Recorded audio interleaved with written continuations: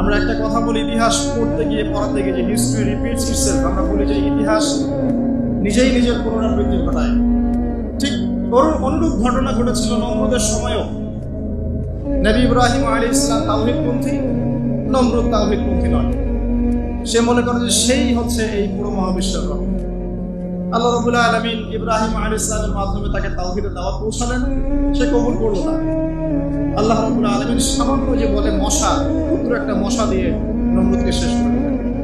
আল্লাহ পাক সব করতে পারেন। ইতিহাস এভাবেই পুনরাবৃত্তি ঘটিয়েছে আদ এবং সামুদ জাতির ক্ষেত্রেও। আদ জাতির লোকের অনেক লম্বা লম্বা ছিল, ফিজিক্যালি অনেক স্ট্রংলি বিল্ট, তারা পাহাড় কেটে বাড়িঘর নির্মাণ করত। সামুদ জাতীয় ঠিক এরকমই ছিল, তারা পাহাড় পর্বত কেটে বাড়ি নির্মাণ করত। আল্লাহ রাব্বুল আলামিন হুদ আলাইহিস সালামকে পাঠালেন, সালেহ আলাইহিস সালামকে পাঠালেন দাওয়াত দেওয়ার জন্য। তারা দাওয়াতি কাজ করলেন, কম দাওয়াত গ্রহণ করলো না। ইল্লা কলিলাম মিনহুম, অল্প কিছু মানুষ ইসলাম কবুল করলো, বাকিরা বেশিরভাগই করলো না। আল্লাহ রাব্বুল আলামিন বিশাল কওমটাকে, যারা বলতো মান আশাদ্দু মিন্না কুওয়া, আমাদের চেয়ে শক্তিশালী আর কে আছে, তারা এই কথা বলতো। কোরআন এই কথা বলছে, কোরআন বলছে তারা বলতো মান আশাদ্দু মিন্না কুওয়া, আমাদের চেয়ে শক্তিশালী আর কে আছে। এখন এই স্লোগানগুলো আমরা ওয়ার্ল্ড অ্যাফেয়ার্স ঘাটলে দেখতে পারি না? বিভিন্ন পরাশক্তি বলছে আমাদের চেয়ে শ্রেষ্ঠ আর শক্তিশালী কে আছে। এই কথাটাই বলেছিল আদ এবং সামুদ জাতি। আল্লাহ পাক এদেরকে এমন ভাবে ধ্বংস করেছেন যেন খেজুর গাছ উপড়ে ফেললে যেমন করে পড়ে থাকে, আদ জাতির লোকরা বাড়ির মধ্যে ভাবে পড়েছে। মাত্র 6 দিন এবং 7 রাতের মধ্যে আল্লাহ পাক আদ জাতিকে ধ্বংস করেছেন। আর সামুদ জাতিকে আল্লাহ পাক ধ্বংস করেছেন বজ্রপাত দিয়ে, প্রচন্ড বজ্রপাত দিয়ে, মুহূর্তে একটা কম শেষ। আল্লাহ পাক সব করতে পারেন। ইতিহাস এভাবেই পুনরাবৃত্তি ঘটিয়েছে। ফেরাউনের যুগে চলে যান, মুসা আলাইহিস সালাম একই দাওয়াত দিয়েছেন আল্লাহ রাব্বুল আলামিন। আল্লাহ পাকের পক্ষ থেকে তাওহীদ দিয়ে তিনি ফেরাউনকে দাওয়াত দিয়েছেন যে লা ইলাহা ইল্লাল্লাহ, আল্লাহ ছাড়া কোনো ইলাহ নাই। আল্লাহ রাব্বুল আলামিন চিরঞ্জীব, চিরস্থায়ী, তার কাছে আত্মসমর্পণ করলেন। ফেরাউন বলেছিল আনা রাব্বুকুমুল আ'লা, আমি তোমাদের মহান। নাউযুবিল্লাহ। সে বলেছিল মা উরিকুম ইল্লা মা আরা, আমি যা ভালো মনে করি তাই তো তোমাদেরকে বলি।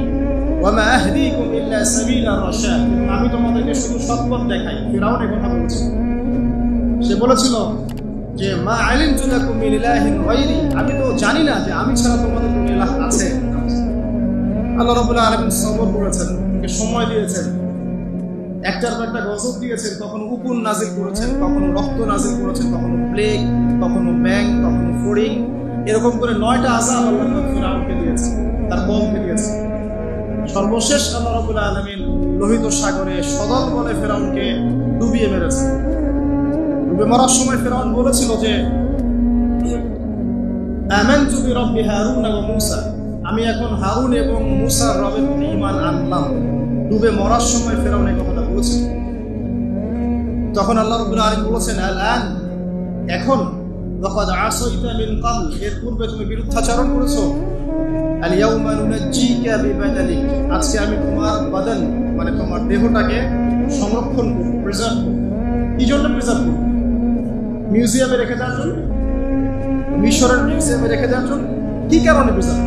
লিতাকুনা লিমান খালফাকা আয়া, তোমার পরবর্তীতে যারা আসবে পৃথিবীতে ওদের সবার জন্য তুমি নিদর্শন হয়ে থাকবে। এই কারণে তো ফিরআউনের পরে তো হাজার হাজার বছর চলে গেল, এবং এই হাজার বছরে আমরা দেখেছি আরো হাজারটা ফেরাউন এসেছে পৃথিবীতে। তাদের সবার জন্য এই ফেরাউনের মমিটা ছিল কি? নিদর্শন। কে আল্লাহ নিদর্শনের পরোয়া করে? আল্লাহ পাকে নিদর্শনের কে পরোয়া করে? আমাদের কনসেপ্ট এখন এমন, ইন হিয়া ইল্লা হায়াতুন দুনিয়া, এই দুনিয়ার জীবনটাই আমাদের হায়াত। নামুতু ওয়া নাহইয়া, আমরা এখানেই বাঁচি, এখানেই মরি। ওয়া মা নাহনু বিমাবউসিন, আর আমাদেরকে পুনরুত্থিত করা হবে না। কোনো মানুষ যদি পরকালীন কনসেপ্ট লালন করে চলে, সেই মানুষ কি বেনামাজি থাকতে পারে কিনা? সেই মানুষ কি যাকাত না দিয়ে থাকতে পারে কিনা? যে মানুষ পরকালে বিশ্বাস করে যে আল্লাহর সামনে আমাকে দাঁড়াতে হবে একা একাই, আমার ইমাম, আমার পীর, আমার অমুক, আমার তমুক নেতা নেত্রী কেউ আমার সাথে যাবে, আমাকে একা আমার আল্লাহর সামনে দাঁড়িয়ে হিসাব দিতে হবে, এই কথা যে চিন্তা করে, সে কি নামাজ না পড়ে থাকতে পারে কিনা? সে কি যাকাত না দিয়ে থাকতে পারে কিনা? সে কি দুর্নীতি করতে পারে, মানুষকে ঠকাতে পারে, সে কি সুদ খেতে পারে, ঘুষ খেতে পারে, সে কি জেনা করতে পারে, সে কি কাপড় খুলে দিয়ে উন্মুক্ত হয়ে ঘুরতে পারে কিনা? এখন তো উন্মুক্ত হওয়ার সংস্কৃতি চলছে নাকি?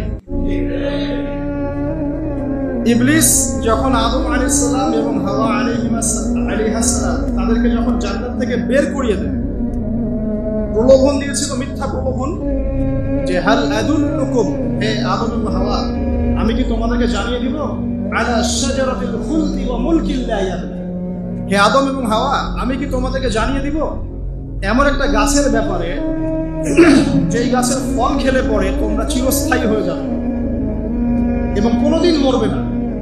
এই যে চিরস্থায়িত্বের টোপ আর অমরত্বের টোপ, এই দুইটা টোপ দিয়ে আমাদের পিতা মাতাকে ইবলিস জান্নাত থেকে বের করে দিয়েছে।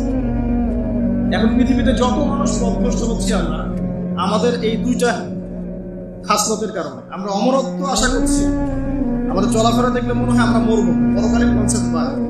একটা হচ্ছে চিরস্থায়িত্বের ক্ষমতা, ক্ষমতার দাম, এই দুটো আমাদেরকে কিন্তু পথভ্রষ্ট করছে। ঠিক একই অস্ত্র ছিল ইবলিসের। সূরা আরাফ করে দেখেন, আমি কোনো কিছু বানিয়ে বলছি না। তখন আল্লাহ পাক বললেন যে ইয়া বানি আদম, হে বনু আদম, আদমের সন্তান যারা আছো, আমাদেরকে আল্লাহ পাক বলছেন তোমরা শোনো, লা ইয়াফতিনান্নাকুমুশ শাইতান, শয়তান যেন তোমাদেরকে ফিতনায় না ফেলে। কামা আখরাজা আবাওয়াইকুম মিনাল জান্নাহ, ঠিক যেমন করে তোমাদের পিতামাতাকে শয়তান জান্নাত থেকে বের করে দিয়েছে। যেহেতু আমাদের পিতা আর মাতাকে শয়তান জান্নাত থেকে বের করে দিয়েছে, আল্লাহ পাক এই আদমের সন্তানদেরকে বলছেন তোমরা সতর্ক থেকো, তোমাদেরকে যেন শয়তান জান্নাত থেকে যেভাবে বের করেছিল তোমার পিতামাতাকে, এমন করতে না পারে। আর কি করতে না পারে? ইয়ানজিউ আনহুমা লিবাসাহুমা লিউরিয়াহুমা মিন সাওয়াতিহিমা। পুরো দেখেন সূরা আরাফ। আল্লাহ বলছেন মনে রেখো আদমের সন্তানরা, ইবলিস কিন্তু শুধু তোমার পিতামাতাকে জান্নাত থেকে বের করেই দেয় নাই, বরং গাছের কাছে নিয়ে গিয়েছিল, ফল খাওয়ার সাথে সাথেই তাদের গায়ের পোশাক খুলে পড়ে গেছে। তাহলে আমাদের পিতামাতাকে জান্নাতে নগ্ন করে দিয়েছিল কে? সেই কথা আল্লাহ পাক বলছেন আদম সন্তানদেরকে তোমরা সতর্ক থেকো, তোমাদেরকে যেন ইবলিস নগ্ন করতে না পারে, ঠিক যেমন করে তোমাদের পিতামাতাকে করেছে। তাহলে এখন যে পুরো বিশ্ব জুড়ে নগ্নতার যে সংস্কৃতি চলছে এরা কার এজেন্ডা বাস্তবায়ন করছে বুঝতে পারছেন? কোরআন পড়েন, পৃথিবীতে যত সভ্যতা চলে গেছে, ব্যাবিলনের সভ্যতা, চাইনিজদের সভ্যতা, তারপরে যে আমাদের মাও সেতুং, ইতালির মুসোলিনি, এদিকে জ্যাপন সার্তে, এদিকে আপনার ফিডেল ক্যাস্ট্রোর কথা বলেন, ওই পশ্চিমা সভ্যতা বাদ দিয়ে যত বড় বড় সভ্যতা রিনাউন্ড, সবার পোশাক ছিল শালীন। আমি চ্যালেঞ্জ করলাম, বুঝে দেখেন চাইনিজদের পোশাক দেখেন, আগেকার পোশাক, 1000 বছর আগের পোশাক, শালীন পোশাক। তারা কিন্তু মুসলিম ছিল না। আপনি এই ব্যাবিলনের সভ্যতা দেখেন, ব্যাবিলনের সভ্যতা অনেক প্রাচীন না? এই সভ্যতার পোশাক দেখবেন এটা অশালীন পোশাক ছিল না। এমনকি আইয়ামে জাহিলিয়াত যেটা আমরা বলি, নবী সাল্লাল্লাহু আলাইহি ওয়াসাল্লাম যখন জন্ম নেননি তার আগের সময়, ওই সময়ে যে মানুষ জেনা করতো, মেয়েকে যে কন্যা সন্তানকে জীবিত দাফন করতো, তারপরেও ওদের পোশাক শালীন ছিল। হঠাৎ করে বিশ্বে একটা সভ্যতা আসলো পশ্চিম থেকে, তারা বললো যে পোশাক শর্ট হতে হতে হতে হতে এক পর্যায়ে বিকিনি পরে করা শুরু, এবং এখন ওরা সারা বিশ্বে ওটা ছড়িয়ে দিচ্ছে, আমরা সবাই ওটাকে গ্রহণ করছি। আমরা বলছি 1000 বছর সময়। এখন দেখেন আল্লাহ পাক কি বলছেন, ওয়াইদা ফাআলু ফাহিশাতান, ওই সূরার মধ্যে আছে, যখন তারা কোনো ফাহিশা কাজ করে তারা বলে ওয়াজাদনা আলাইহা আবানা, আমরা এগুলো আমাদের বাপ দাদাদেরকে দেখেছি। যখন তারা কোনো ফাহিশা কাজ করে তারা বলে, অশ্লীল কাজ করলে বলে আমরা এগুলো দেখেছি, বাপ দাদা পিতৃপুরুষ থেকে করে আসছে। আল্লাহু আমারনা বিহা, আল্লাহ আমাদেরকে আদেশ করেছে। আল্লাহ বলেন কুল ইন্নাল্লাহা লা ইয়া'মুরু বিল ফাহশা, আল্লাহ পাক কখনো অশ্লীল কাজের আদেশ করতে পারেন না। আচ্ছা কুলুনা আলাল্লাহি মা লা তা'লামুন, তোমরা কি আল্লাহ সম্পর্কে এমন কথা বলছো যে কথা তোমরা জানো না?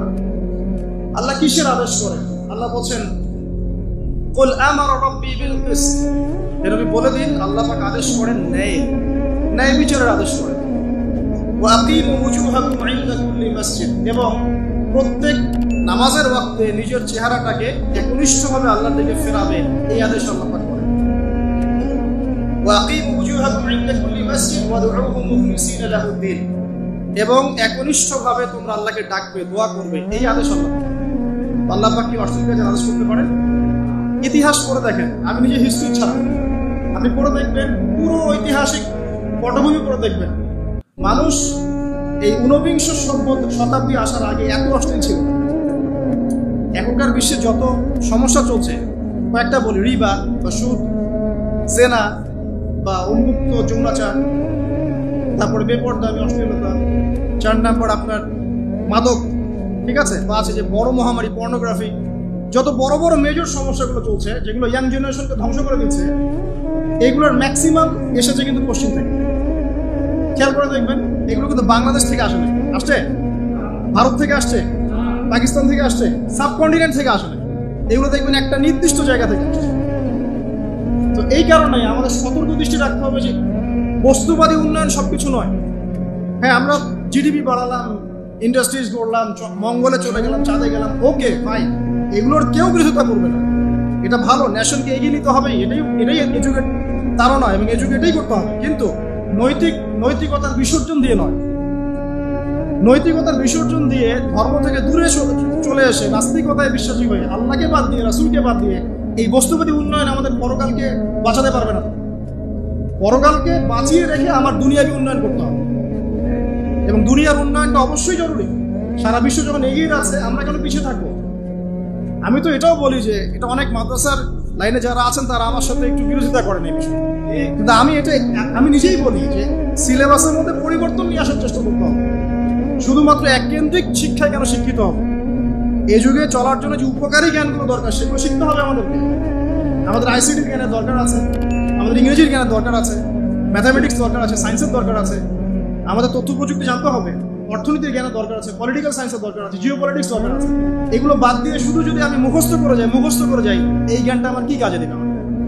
এই কথাটা অনেকে নেগেটিভলি নেয়, কিন্তু আমি আসলে তাদের ব্যাপারে তাদের সাথে তর্ক করতে চাই না। আমি আমার কনসেপ্ট লালন করি, আমি এতটুকুই বলছি। এবং যারা শিক্ষিত মহল আছেন, বুদ্ধিজীবী মহল আছেন, যারা দেশ সম্পর্কে ভাবেন, যাদের নিয়ে ভাবেন, উম্মা নিয়ে ভাবেন, তারা কিন্তু আমার সাথে একমত হবে ইনশাআল্লাহ যে আমরা কিন্তু এই জায়গাটাতে পিছিয়ে পড়তেছি। আল্লাহ পাক আমাদেরকে কনস্ট্রাকটিভ সিলেবাসে পড়াশোনা করার তৌফিক দান করুন।